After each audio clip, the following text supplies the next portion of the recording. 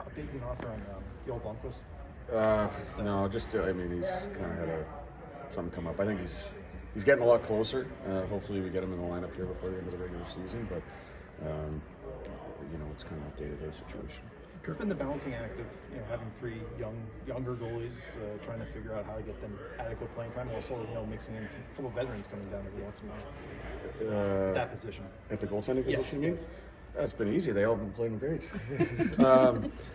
Obviously, kind of at the start of the year, you had the situation. Ned came down on conditioning, and then Jars again conditioning for a longer stint. But quite frankly, like it's the two guys that we've had at a time. It's just rotate whoever's up next. I think one, it's been easy because they played well, so they haven't had to really think about it. Like right now, Sergei and Lars are two guys.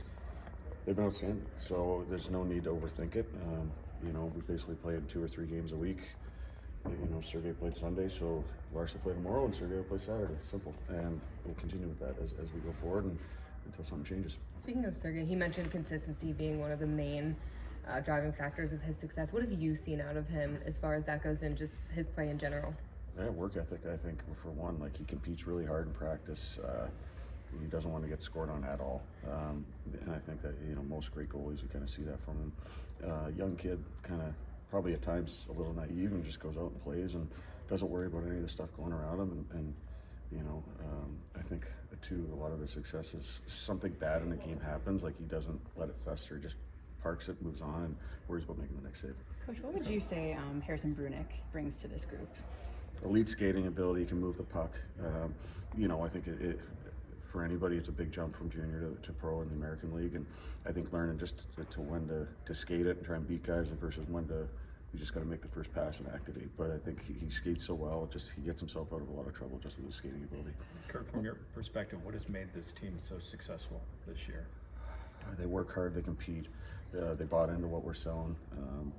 To a man, we, whatever 12 forwards and 60 even in the lineup, and 2 goalies have gone out and, and executed. We haven't really worried about who's in or who's out. It's just, and I think our leadership group has done an outstanding job showing the young guys what it means to be professionals and how they need to show up every day and work. And,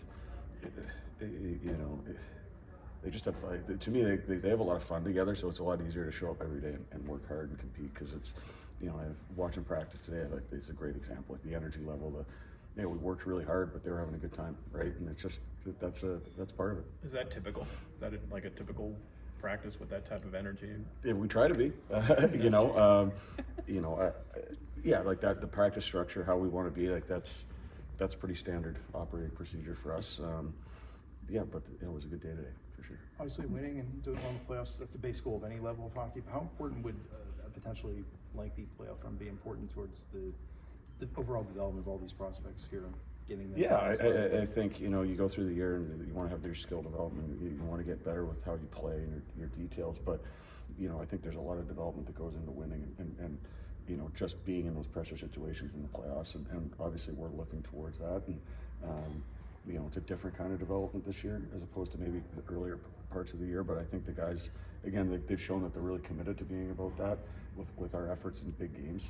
Last weekend in Charlotte, our games against Hershey, where we need to win and get points, they've stepped up to the plate. And like I said, I don't think there's any doubt they'll continue with that.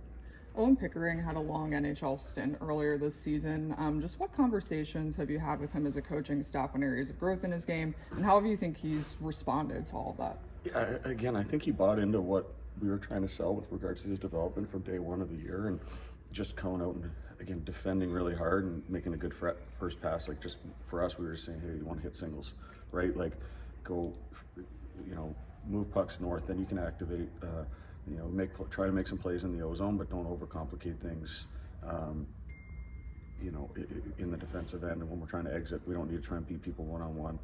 He's defended really well, killed penalties, all that kind of good stuff. And again, he's continually getting better. And I think this next, hopefully, 2.5 months is a big development curve for him. Still a lot to play for here in the regular season. How important would it be to be able to finish strong and secure that first round bye?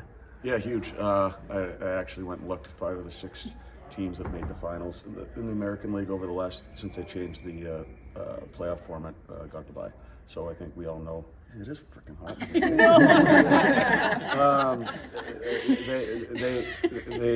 They've gotten the bye, so we know how important it is. It's not the end of the world if we have to play a best of 3, but we do know that it's important.